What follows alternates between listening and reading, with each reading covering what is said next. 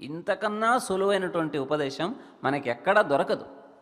ఇలాంటి ఉపదేశాలే భగవద్గీతలోనూ మిగతా వాటిలోనూ ఉన్నాయి. ఎందుకంటే భగవద్గీత కూడా భగవంతుడు సాక్షాత్తుగా ఉపదేశించిన ఉపదేశమే. ఈ మత్స్యపురాణం లాంటి పురాణాలు కూడా భగవంతుడు సాక్షాత్తుగా ఉపదేశించిన ఉపదేశాలే. కాబట్టి భగవద్వచనంలో తేడా ఉండదు. చెప్పే విధానంలో తేడా ఉండొచ్చు, కానీ అడిగే వాళ్ళని బట్టి చెప్పేవాళ్ళు చెప్తారు. కానీ చెప్పే విషయం ఒకటే. చాలా సంక్షేపంగా మనం అందరం ఆచరించడానికి వీలుగా ఉన్నటువంటి ఉపదేశాన్ని భగవంతుడు ఈ పురాణంలో అందిస్తున్నాడు.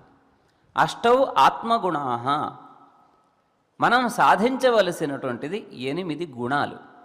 ఇది ప్రాథమికమైనటువంటి ఒక యోగ్యత, ఒక అర్హత. ఈ అర్హతను మనం సంపాదించాలి.